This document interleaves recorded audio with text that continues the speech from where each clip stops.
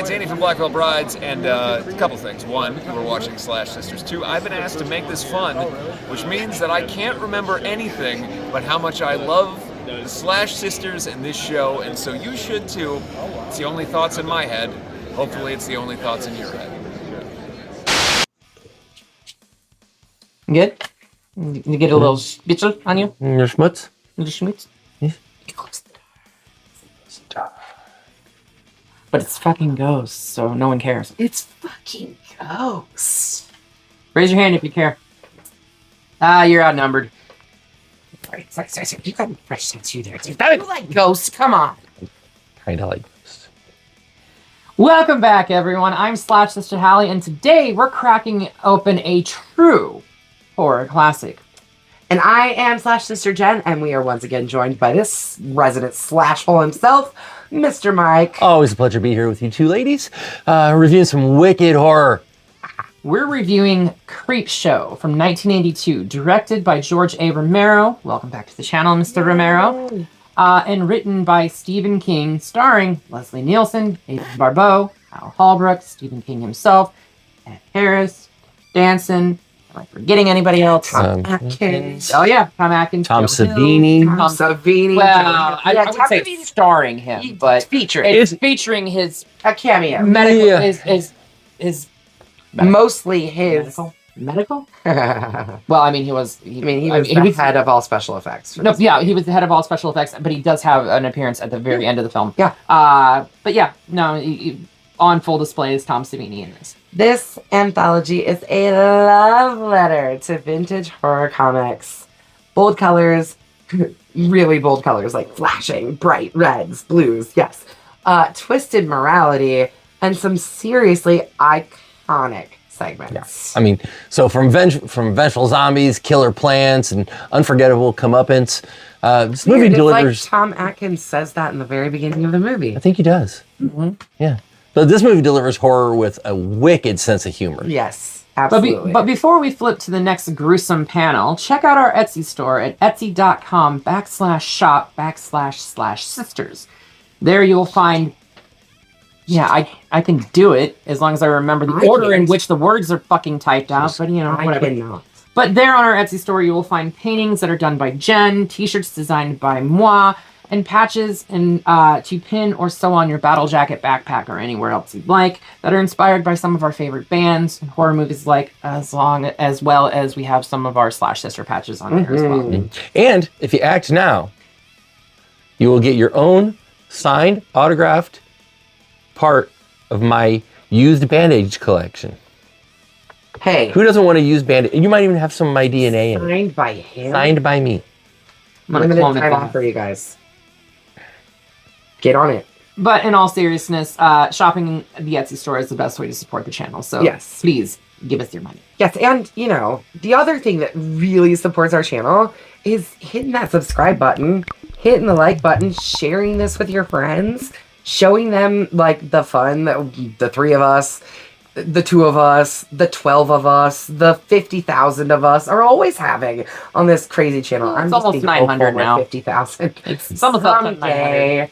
Someday. Anyways, you know, we are always having some kind of nonsense, so make sure you slash the subscribe button and stab the like button and ringling the great bell so you don't miss out on any of this craziness that we're doing on our channel. Okay, so we're going to be breaking this up into segments that are being played out because they play out individually and they don't really blur together like other anthologies. So then that's kind of cool because it's definitely more like a comic book. Yes. To where it's Yeah, flip to page. Next one. We've only covered one anthology horror movie before, and that was Trick or Treat. Yes. But they kind of blend. But I love anthology horror, you guys. We can put some more in here. I'm not saying I don't love it either. I'm just, that one specifically kind of bled into one another, and there Right. was something that connected everything other than like a comic book or Yeah, we had Sam. the creeper. Yes. Whatever. All right. Grab your comic books. Keep the lights on. And let's slash into Creepshow. Ooh. Okay, so give you a little backstory. So Billy Hopkins is a young boy. He's getting disciplined by his abusive father, Stan, for reading Creepshow, a horror comic. Fucking Stan. No, he was Stan. Tom has a mustache, a very glorious mustache. Stan did not. Fair. He still drinks like a fish. He does. Yeah. He's gonna fuck your mom. He's, too. he's gonna definitely fuck your mom. Well, So- you know, Billy's mom probably. Yeah, but he's probably gonna. But fuck you your know what? mom, No, too. he's gonna. Yeah. He's That, I gonna mean, fuck that's all just his a moms. given. He's a mom fucker. He's Tom He's a Atkins. sure motherfucker. Yeah, that's what he does. Drinks beer and fucks bitches. Mm-hmm. Yeah. Wait, your mom's a bitch? I mean, she kind of was, but I mean, I mean, mine is. yeah. Mine has her tendencies. Anyway. Anyway, She doesn't. Moving on. Shame. So, not wanting his son to be exposed to the comic's content, Stan throws it in the garbage while ranting on stories like people coming back from the dead and people turning into plants, dogs and cats living together. Mass hysteria! It's crazy. you cannot reference one of my favorite movies. I just teed that one right up there. My question though is, did Stan read the fucking comic book? Because how did he know the stories that were in it? Because he literally described two of the 5 stories. I think he probably just was like, Like, what is thumb this? What through is it? this trash? Plants. What? What the hell? The fuck? Yeah. Okay. And this is so, and I'm pretty sure this is the screen debut of Joe Hill. It is. So- It is his screen debut. Sweet little baby boy. Right, and he's literally a spit. And he's given us us He is. a lot of really wonderful horror in his one years. of his stories we've actually covered on here, The Black Bone.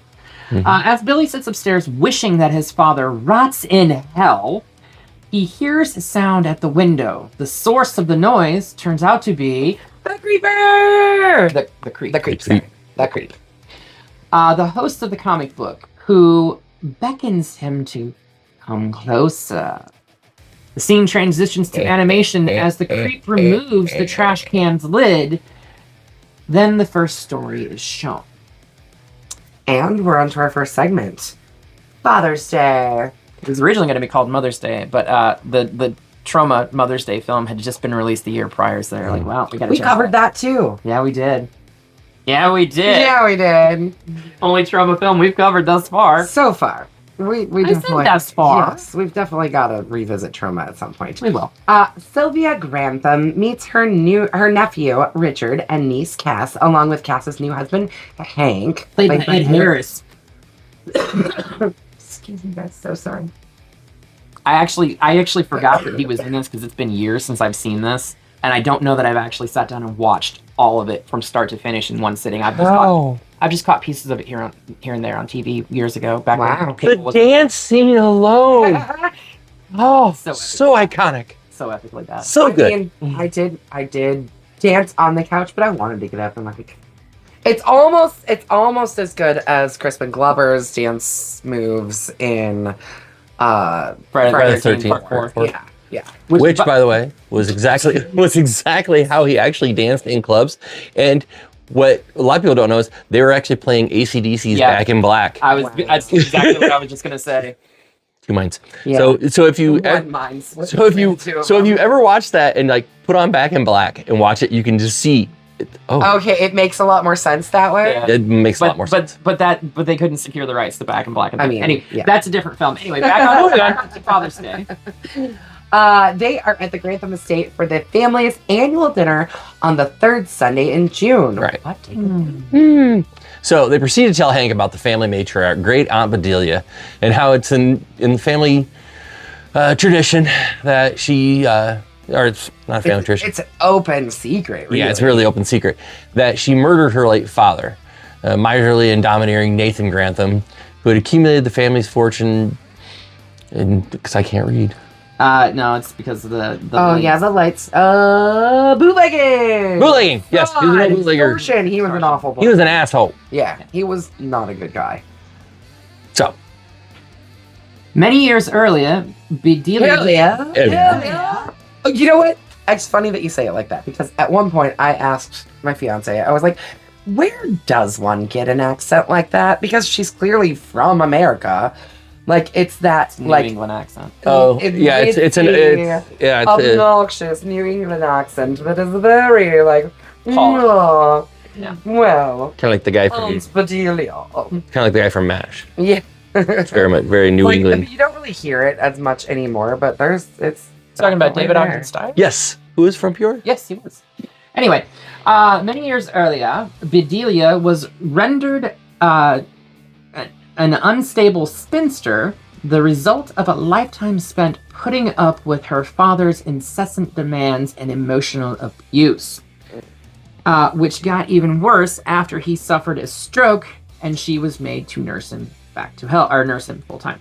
By the way, he is supposed to be 93 years old, not 1,000. As the He was gravestone. 1,000 years old. Well, no, I shot him 500 times. no, Sorry. but that his headstone actually has got Roman numerals on it. The top Roman numeral puts him 1,000 years old. It should be. That's great. Anyway,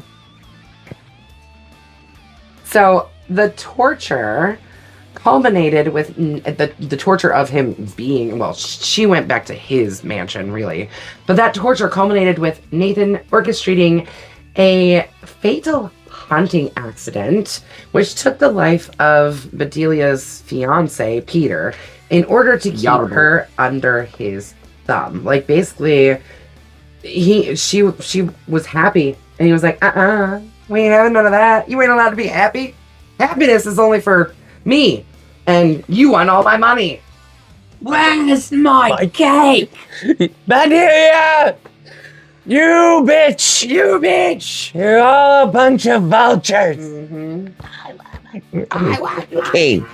Yes. that Father's Day, Nathan does his petulant demands for his Father's Day cake while insulting Bedelia. Yes. So, driven into a murderous rage, Bedelia bashes the overbearing father's head in with a marble ashtray, which is hidden throughout the other stories. Yes, it is.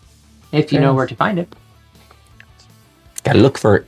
In present day, Bedelia arrives at the Grantham Manor that evening. She stops by the family cemetery just outside the mansion to lay flowers at her father's grave. Flowers at her father's grave. Yeah. Yes.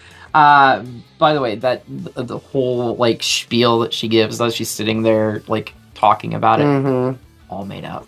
Nice. Yeah. Yeah, Total she improv. was Love that. She's She's the highlight of this segment. She drew inspiration from her own father, and then the death of someone that was close to her. I think it might have been her husband in real life or whatever. And she asked Romero if she could just improvise like what she was going to be saying there, and I don't care. Yeah. Stephen King was like, That's I where the don't good care. acting comes. Anyway, she drunkenly reminisces about the murder and reveals that Sylvia staged the killing as an accident in order to steal and distribute Nathan's fortune among the rest of her family. A real Robin Hood. Sort of. Sorta. They still kept all the fucking money for themselves. Of course. She accidentally spills her bottle of whiskey in front of the headstone of her father. And just then, Nathan emerges from the burial plot as a petrified, maggot-infested zombie, still demanding his Father's Day cake that he never got. He avenges himself on Bedelia and strangles her to death, and I must say, this corpse, this zombie, perfection. I mean, it's so from the good. maestro himself. It's so good. Thank you, Tom. My gore daddy.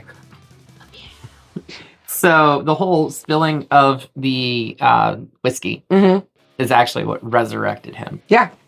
Makes sense. Because in Irish lore, whiskey is called like the drop of life or something like that.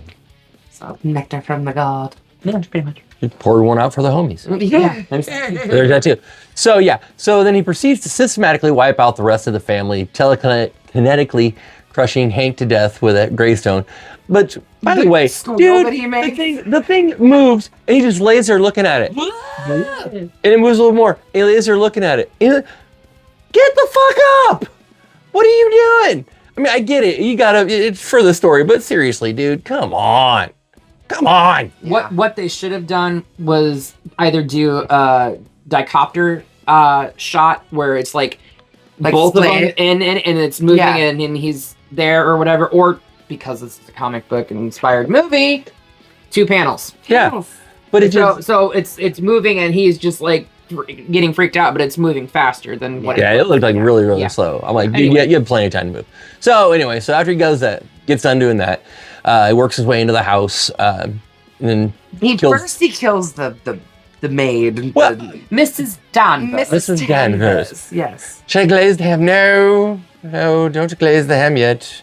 We're still waiting for Aunt Bedelia. Bedelia.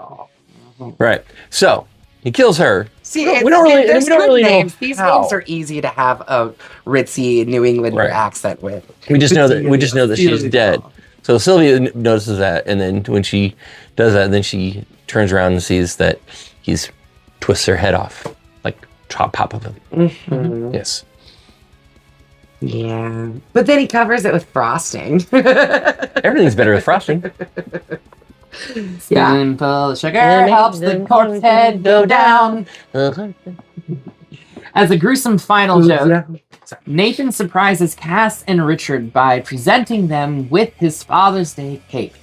Sylvia's severed head, covered in frosting and lit candles. Yep. He got his cake. Mm-hmm. And he can eat it too. I got my cake. All right, and now we are here for a quick little interlude. Interlude number 1 is an advertisement of Bolt, the family newspaper that nobody knows about, where selling them can get you prizes like a bow and arrow, pistols and rifles, surveillance equipment, cannons and tanks, and nuclear warheads. And then there's some creepy correspondence. That's where I get them. And then there's some creepy correspondence where fans have their questions answered by the Creep. Returning to animation, the Creep turns to the comics page to the next story. My favorite one. The Lonesome Death of Gordy Vero. Jordy. Is it It's Jordy. Yeah. Jordy Vero. Gordy's in a different Stephen King story. Jordy Vero, a comedic and dim-witted yokel who runs a gas station, watches as a meteorite crash lands on his farm.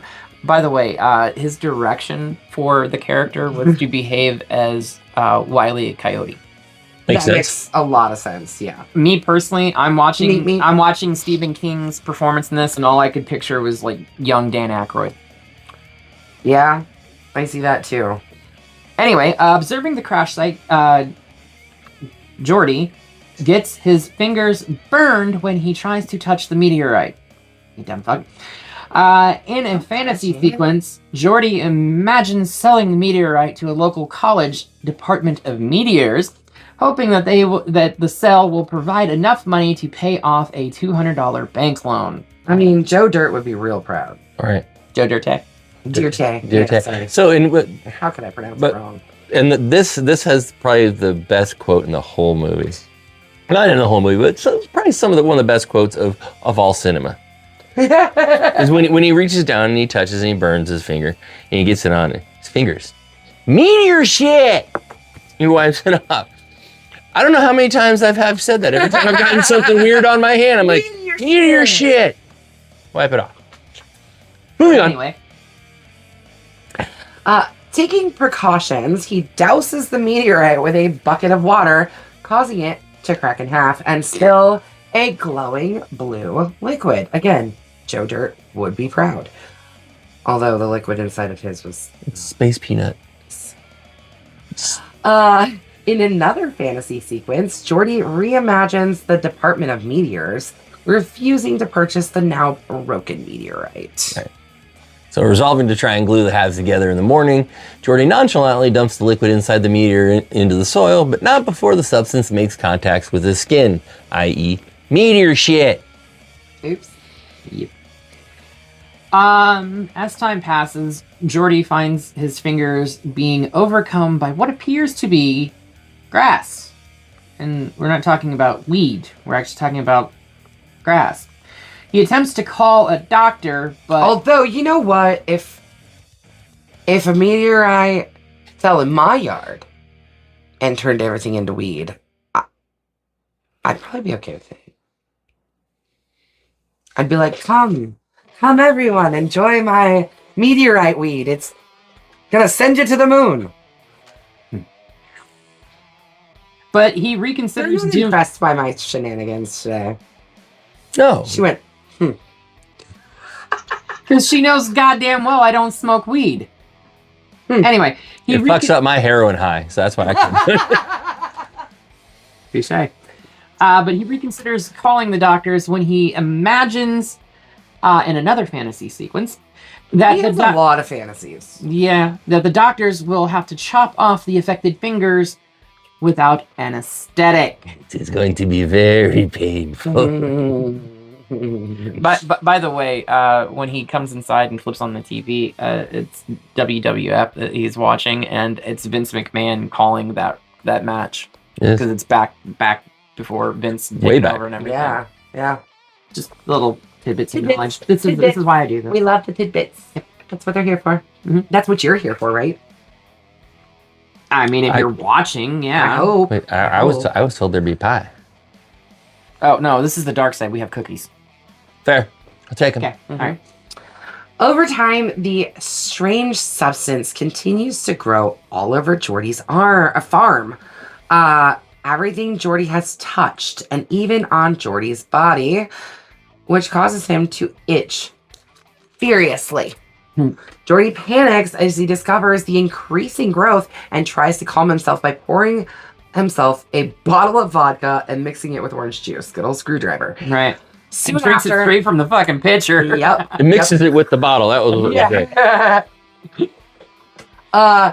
Shortly after, Jordy falls asleep in a drunken stupor. Oh Yeah. no shit. You think? Yeah, I'd fall asleep after drinking that much vodka too. And you just, I mean, honestly, it'd probably give me like 2 sips, and I'd be like, "Woo!" Amateur. So Jordy wakes up sometime later, believing the experience has all been a dream. But his hopes are dashed when he goes when he sees that the plant growth has managed to reach inside the house, as well as discovering in a mirror that he has now grown a green beard. Which, by the way, Stephen King was allergic to that appliances and the glue and everything like man. that. So they had to like shoot him up with Benadryl and stuff so he could film. me to shut up with other shit too. Well, I'm sure at that time he was probably on cocaine. But anyway, he starts to draw a bath to relieve the itching, but he is visited by the ghost of his deceased father, who appears in his mirror and warns him against doing so by telling him that the water is what the plants want. That and electrolytes. It's what plants crave. It's what plants crave. I told you synthesis. Rondo, the plants crave it. Grimly rationalizing that not getting in would only delay the inevitable, Jordy laments that he's a goner already. When the itching from the growth on his skin becomes unbearable, Jordy succumbs to temptation and collapses into the bathwater. I don't know if he collapses. It sounds like he kind of jumps in. Yeah, he's like, fuck it. Yeah, pretty much. So he gets in there. So then the next morning, the farm report plays on TV. Jordy's farms have been completely coated with dense layers of grass, with Jordy himself transformed. Alien vegetation. Alien Yeah, I mean, vegetation, it's grass. He's grass, whatever it is. I mean, it's like Yeah, you. it's It's more an alien fungus that we just can't get rid of. You're right. Yeah, but do you really want to get rid of it? No, No. No, I like this fungi. Quit lying to yourself.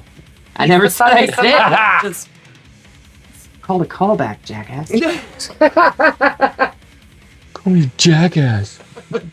Gosh. Quit interrupting me while I'm trying to clean my room. Mom says you're not allowed to.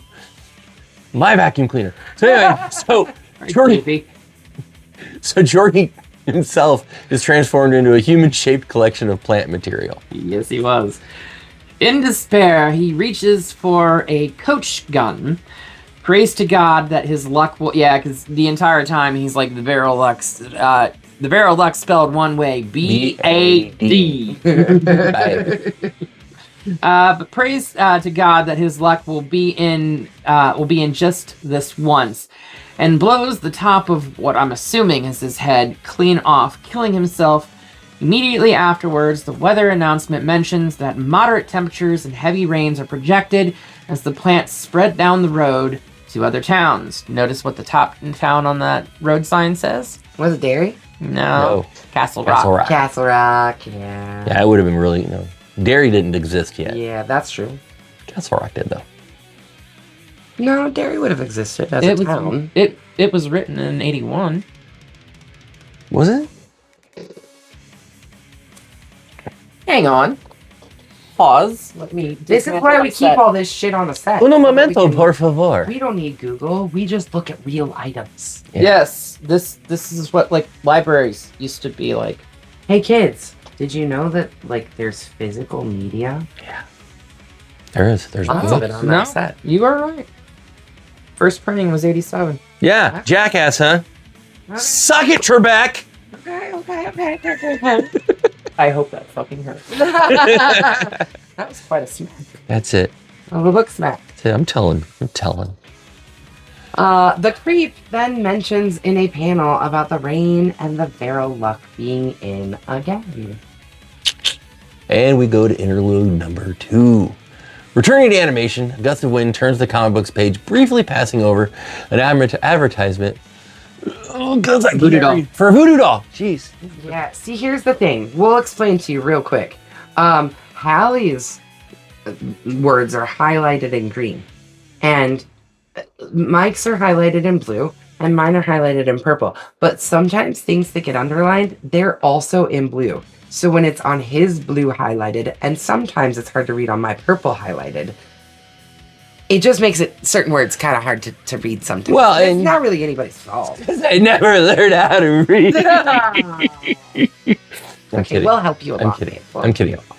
So it's for a voodoo doll, and I should have known that. I just Yeah. But oddly enough, the order form for the voodoo doll is missing. The next page shows weird novelties like disappearing ink, a secret agent periscope, exploding cigarettes, X-ray specs, an electric buzzer, an authentic Egyptian mummy, and meat-eating plants. Little shop of horrors? Perhaps. Hey. Nope, better not. No. Well. Don't say Jenny. Don't say. Then the next story is shown. This one's called Something to Tide You Over. I love that. Richard Vickers is a vicious and heartless millionaire whose spry jocularity. What is that word? Jocularity. Jocularity. Okay. All right, let me start over here. Richard Vickers is a vicious and heartless millionaire whose spry jocularity belies his cold-blooded and murderous nature. It's almost like someone's trying to make me say words that are really big and hard to say. I didn't type it. Looking past the camera. Anyways, he visits Harry Wentworth, the man with whom his wife Becky is having an affair. Richard Vickers is played by Leslie Nielsen. Harry Wentworth is played by Ted Danson. And his toupee. Yeah. Richard mentions that he and Becky never shared any actual affection, but such is beside the issue. Richard's point of honor is always keeping what is his, a rule that he enforces no matter what. By the way, Every time I say no matter what, I say it trying to sound like Brad Dourif. In the very first Child's Play, he's like, I'll get you no matter what. No. Okay. Is this kind of like some lines of when you meet anybody's named Tina? Tia! why did you have to go down that rabbit Because hole? it cracks me up every time I hear it. Okay. Let But me eat your brains! I feel like we have to talk about this because Leslie Nielsen is very much known, even at the time, as a comedic actor. Yeah. But he does take his job and craft very seriously. Oh, and he's very serious. That in this being this role. said, while he is playing very serious in between takes, before the camera's rolling, a fart machine that he would let go at any particular point in time, which in turn made his scene-sharing partners erupt with laughter every time.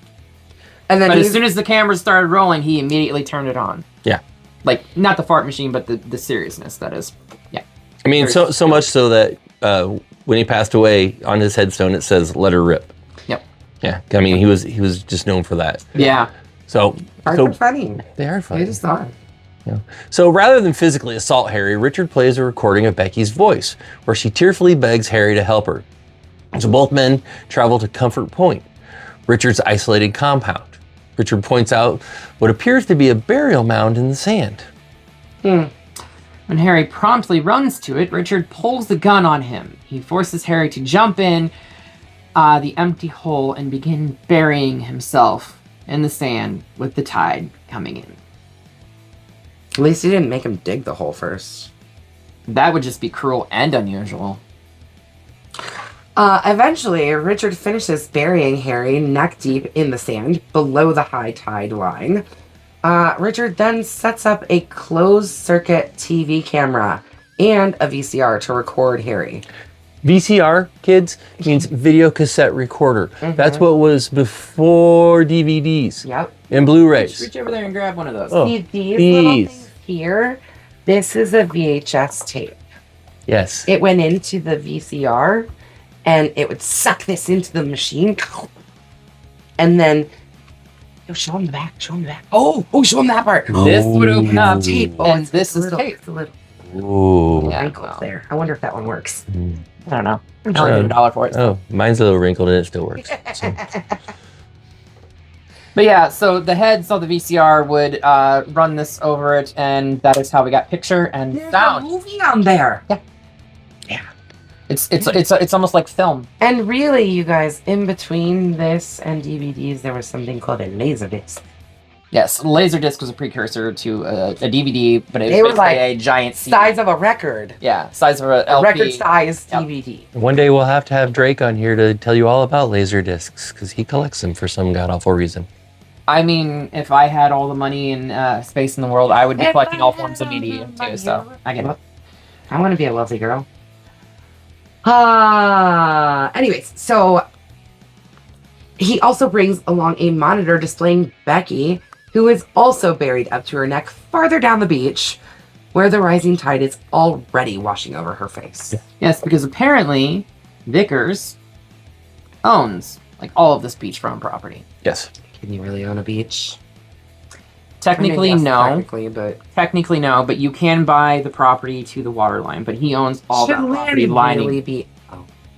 I mean, Okay, sorry. This is a totally. Carrying on. Hey, Billie Eilish. Let us I was thinking more Sinead, but yeah, okay. Same thing. No. So Richard does tell Harry that he and Becky have a chance of survival. If they can hold their breath long enough for the sand to loosen once the seawater covers them, they can break free and escape. And with that, Richard abandons Harry and returns to Comfort Point. Yes, but they have to be able to hold their breath. Because that's important. Sipping a cocktail, Richard watches with great satisfaction as Harry and Becky slowly drown. Just before Harry is completely submerged by the advancing tide, he looks directly into the camera and vows revenge on Richard. I'll get you no matter what. Can you please cut?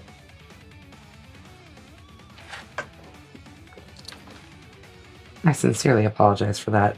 It's been a long time since my phone has interrupted. And, yeah. Sorry, that was... Professionals. You would think. Like, Going on 4 years, 200 videos, but yeah, professional on my ass. mhm. Professional pain in my ass. There are people that pay for that. I'm not a sodomite. I'm not a sodomite. Anywho, where are we at? Okay, so, hours later, Richard returns to Harry's grave to collect the tape. He finds the ruined monitor, but no sign of Harry. He just isn't disturbed by this and assumes that he's just washed out with the tide. Because there's a small pail that is like going back and Yeah, forth with the yeah. tide, but- Later that night, though, Richard hears voices calling his name as a mysterious, unseen presence easily bypasses Comfort Point's extensive security system. Yeah. And closed circuit, Security monitoring, yeah. cameras, all of it. Top of the line for 1982. Mm-hmm. Yeah. So the culprits turn out to be Harry and Becky, the two lovers having returned as waterlogged, covered zombies, intent on revenge on their killer. Richard shoots them, but when the bullets have no effect, he barricades himself in his bedroom, only to find Becky and Harry already inside. The two victims taunt Richard, who laughs insanely. Which, by the way, very cool thing on there is when he does shoot Harry in the head, just perfect shot right in the middle of the forehead, and then just like seawater just like oozes out. I thought that was so cool. Yeah. Because I mean, it didn't just kind of trickle out. It just was bleh. Like there's nothing there to hold it in. By the way, there was a different ending that was initially planned for this, where it was going to be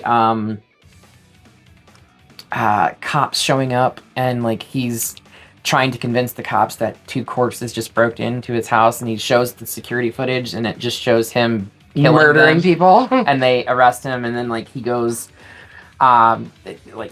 smash cuts to like his trial, smash cuts to him being sentenced, smash cuts to him sitting in a chamber, getting ready to be gassed, and he's like, I can hold my breath for a very, very long That would time. have been a fun ending too. I would have gotten behind that. But sometime later, the undead lovers have buried Richard up to his neck on the beach. They have since disappeared together into the surf, leaving Richard's own seaweed-covered video camera to record his coming demise. And then the hysterical Richard screams that he can hold his breath for a long time. And some of the tide goes into his mouth as the story ends. And we move on to interlude number 3.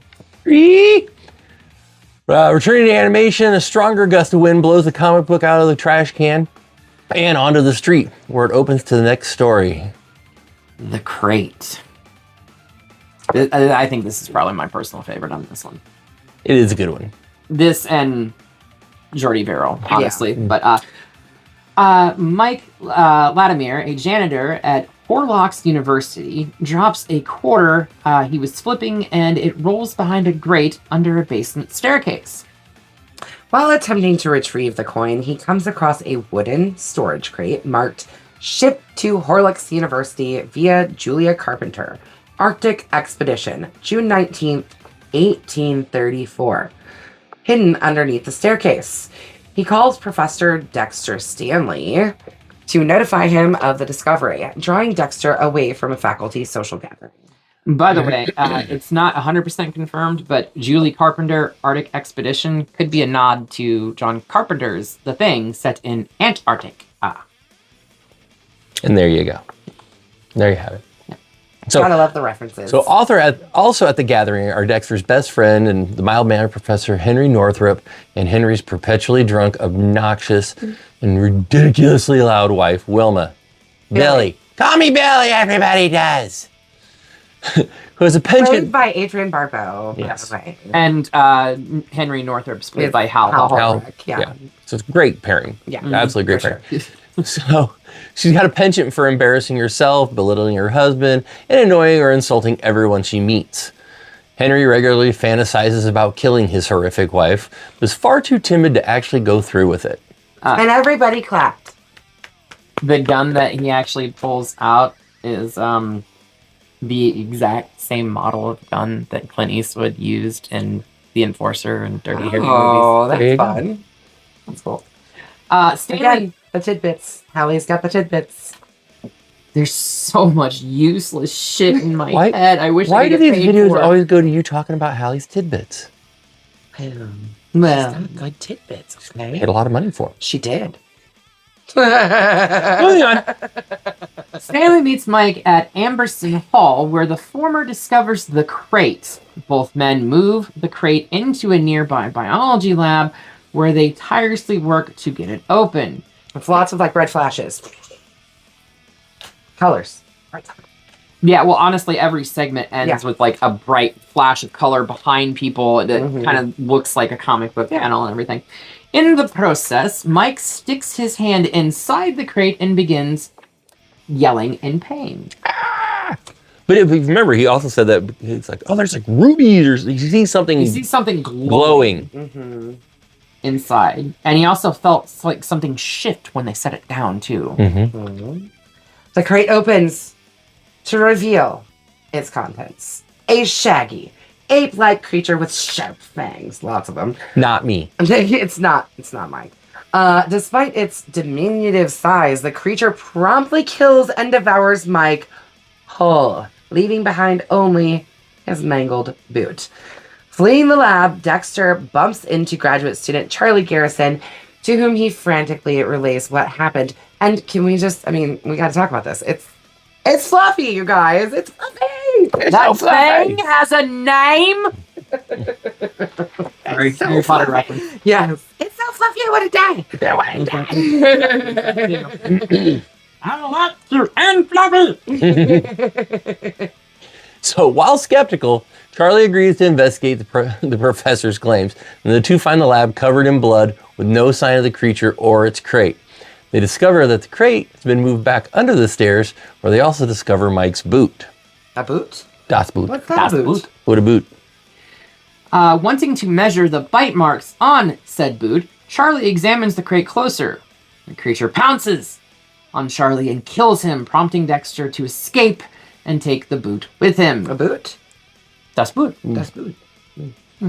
Booty time. Sorry. Traumatized and hysterical, Dexter runs to Henry's house after Billy leaves for the evening. He tells Henry everything that happened since the crate was discovered and insists that the monster must be disposed of somehow. Yeah. Hurt Fluffy. Yeah.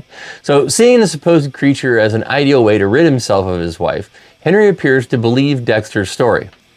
To this end, Henry spikes Dexter's drink with sleeping pills and writes a note stating that Dexter had supposedly assaulted a female student. Yeah, what a thing to blame on him. Well, but he was. They also, if you remember, at the little luncheon, he was kind of talking. Yeah. He was kind of talking to some young thing and everything else. And also, I think Henry knew also that, hey, I got to go help him with something. Billy would have shown up. But if you make the story juicy and spicy, she's gonna be like, oh, I gotta go see. She needs all that gossip. Yeah, for sure.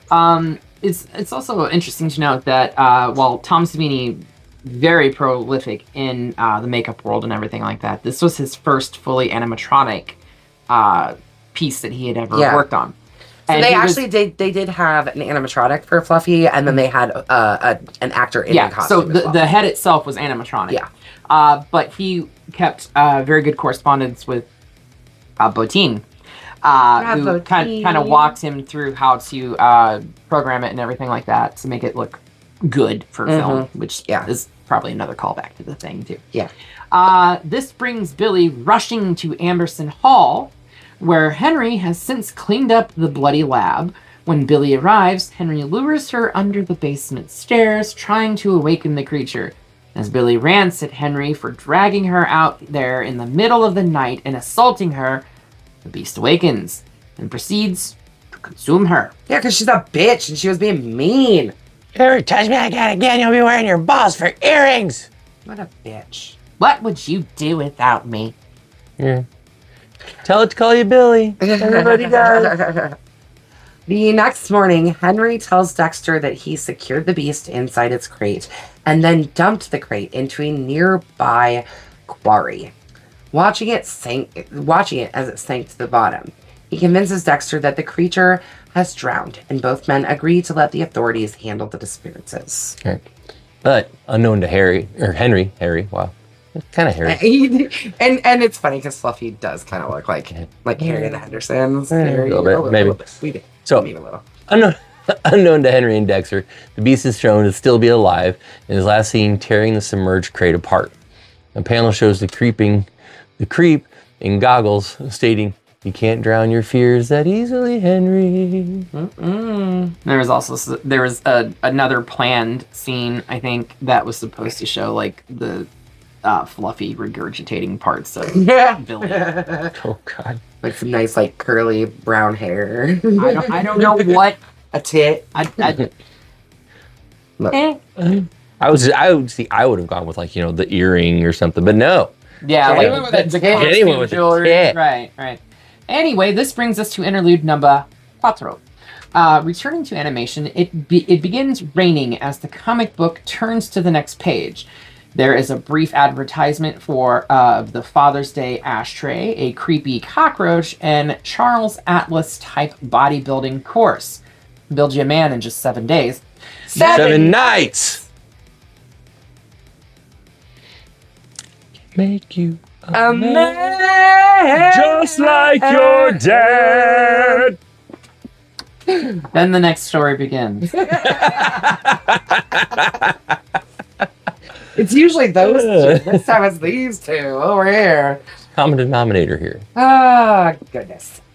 This story is called They're Creeping Up on You. Upson Pratt is a relentlessly cruel business mogul who suffers from mesophobia, which has rendered him living in a hermetically sealed penthouse apartment outfitted with electric locks and surveillance cameras. In case you didn't know what that means, it's like extreme fear of bugs. Think Howard Hughes. Yes. Yeah. Yes. Yeah. Only he wouldn't. This guy didn't have jars of pee everywhere. Yeah. Well, that we know of. Yeah, right. So, his apparent contacts with the outside world are only through like telephone and are primarily made to put upon employees. One stormy night, Pratt receives a call from George Gendrum, one of his subordinates, about the fact that his company, Pratt International, has recently instigated a hostile takeover of the Pacific Aerodyne Company. Gendron also informs Mr. Pratt that the takeover caused a business rival, Norman Castanemeyer, to commit suicide. Right, much to Pratt's delight. Yeah, because Pratt's a prick. During the call, Pratt slowly begins finding cockroaches. Well, actually, this whole segment started off with him trying to kill one. Yes, yes. So he slowly starts finding more and more cockroaches around his apartment. Being a fanatical insect hater, Pratt arms himself with bug spray in an attempt to combat the insects.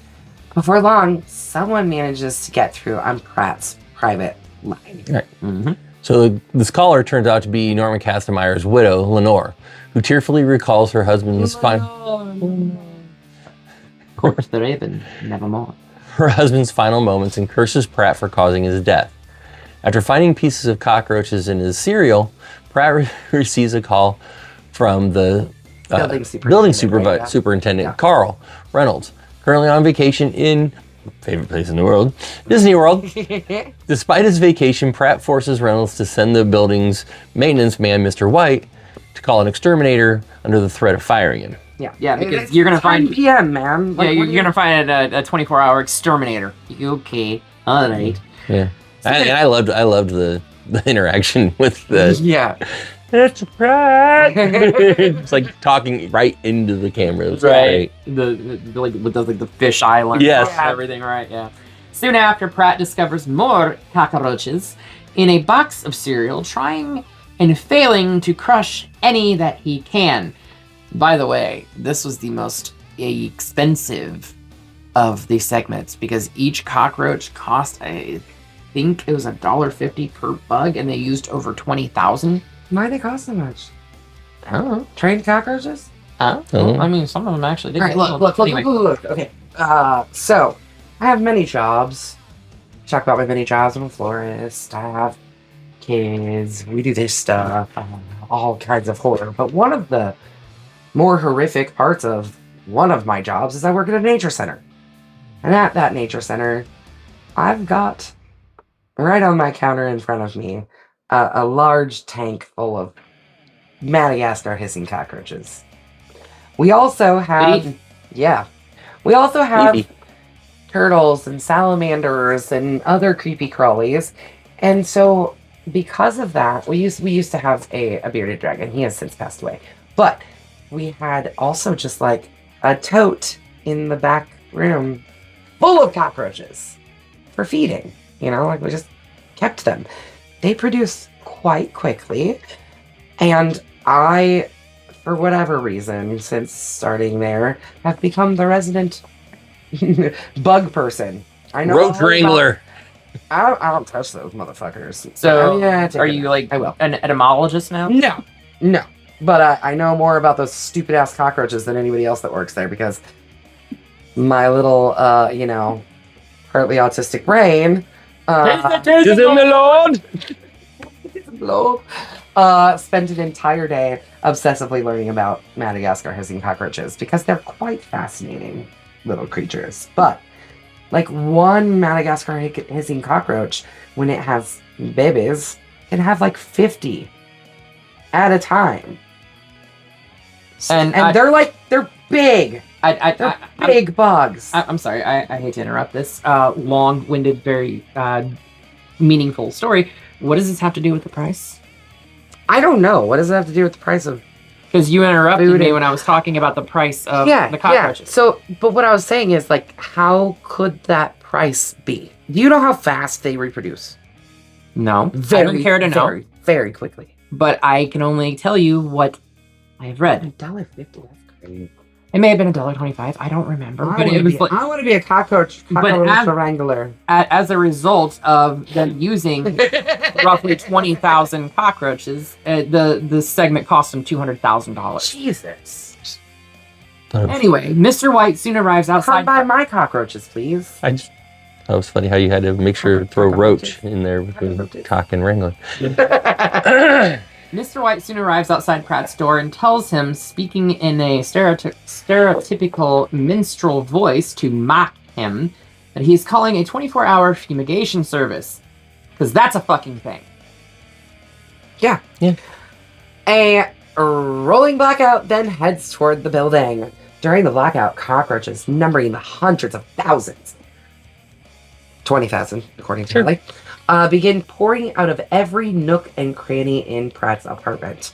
As the insects overwhelm Pratt, he activates the emergency power and attempts to call the police for assistance. The police are unfortunately unable to help, and it will help because, it's blackout. And Mr. White, you can't really help him. Mr. White. Not that Mr. White? Not that Mr. White. That's all I got. Yeah. Moving on. I got Madonna's big dick in this here and Toby the Jap in the other. Anyway. So, Mr. White can't help because he's stuck in the elevator. At his wit's end, Pratt locks himself inside a climate-controlled panic room. Actually, I think it happens to be his bedroom. Mm-hmm. The whole apartment's a panic room. Yeah, well, let's face it. To escape the growing swarm of cockroaches. He gets another call from Lenore, who continues to curse at him. It's during this call that Pratt finds his bed covers wriggling, and he removes them to discover that the cockroaches have already invaded the panic room, aka his bedroom.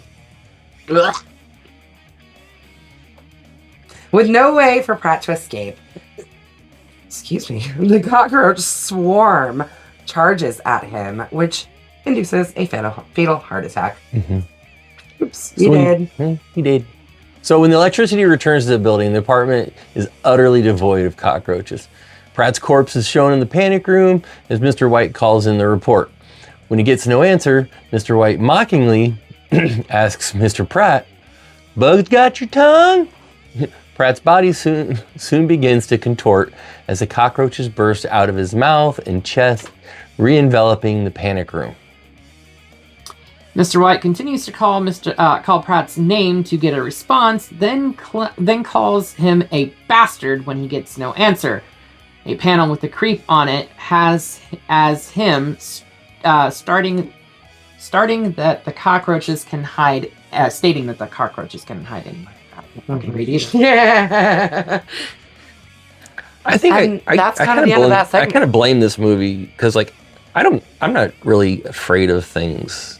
I don't Swarms of things like that. Yeah, even like that though. But like spiders, snakes, stuff like that don't bug me. There's just something about cockroaches that just I'm not scared of them. They just You guys remember that movie, Joe's Apartment? Yes. I can't believe that ever got made. But it was MTV, so, in the 90s. Yeah. And now, time for our epilogue. The next morning, two garbage collectors, one being Mr. Tom Savini, find the Creepshow comic book on the curb. They look at the book's ads for the X-ray specs and Charles Atlas style bodybuilding course. Mm-hmm. And they also see the advertisement for the voodoo doll, but they lament that the order form's already been redeemed. They read from the bodybuilding course advertisement that also asks the readers if they are tired of someone kicking sand in your face. Cheeky fuckers. Cheeky. Inside the Hopkins house, Stan complains to his wife that he is suffering from a stiff neck, figuring that he must have strained it. Fucking somebody's Fucking mom. Stan. Yeah. Or smacking his son around. Yeah. Right.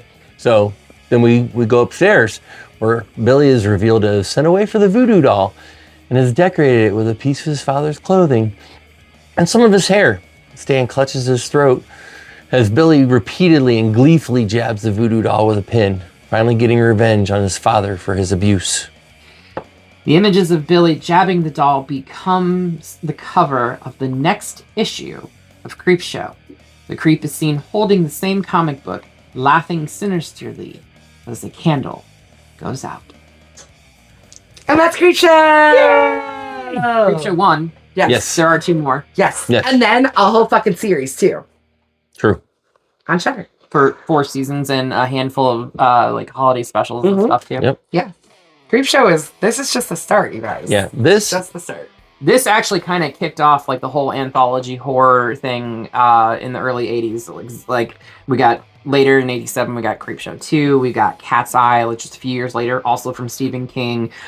So it very much kick-started like that anthology horror. what was the one that Body Bags. Yeah, Body Bags. Body Bags so which was initially supposed to be a series. Mhm, Yeah. on TV. Right. And the fact that they got John Carpenter to actually act. Well, he was the one that he wanted it to be a series. Like it was. Well, no, but I'm saying No, him but yeah, he's being the mortician. Yeah, yeah, him yeah. being the no, mortician on there. Mortician. Yeah. If we ever cover it, you know, I we'll hope tell so. you. It's We'll one of tell my you. favorites. I mean, it is pretty good. I love it so There's much. so many cameos in that too. So obviously, I think we can all say 3 straight to the Blood sky. Machete's up. Way up. Yes, this is a great movie. Definitely, I love it this so is in much. definitely my top 5 all-time movies. Yeah, you told us from the very beginning of this I- review. You were yeah. like, "Oh, this is one of my favorite movies of all time." So, Yeah, buckle up, Bucks. Yeah, Love Bloody Machete's up from all of us. I have no idea what we're doing next. Do you? Yes, we do. Damn it. We're going to He knows and I don't. get back into another franchise, but let's get this out of here first. You are getting really good at not hitting things. Me, I was like, genderly toss it. I'm the one that's been throwing them for almost 200 videos. I know, and every time I throw one, I hit something. I didn't last week, but There was a couple of times you took out the freaking camera. yeah. Oops. Sorry, guys. Love ya. But no, we're going to be doing Final Destination 5. Back to the destination. Is this the last one? Bloodlines. Bloodlines. That's right. Okay, Bloodlines. so this one. Oh, this one is okay. Yeah. This was the last one until someone decided to revive the franchise. I haven't watched that one yet either. I've seen it, but I haven't watched the last one yet because Uh, I don't wanna. I'll be honest, it's in the man It's gonna make commentary me to me. cry. It No, will. I don't wanna. I've only seen the first The first one? Only the first one? I mean, let's face it, they're kind of all downhill after the first one. Yeah, they really kind of are. The But- second one, the second one, no. I mean, that we suffer from millennial generational trauma from the opening sequence. Anyway, we're going to be reviewing Final Destination 5 next week, so make sure you watch it, come back here, check out what we have to say about it. Until then, make sure you slash that subscribe button. Stab the like button. And ring-a-ling the grave bell. You got it. Hey! So you don't get buried alive. You stay up to date on all the crazy nonsense we're doing on this channel. That stuff right there. Yep. And until next time, We will see you all In the afterlife.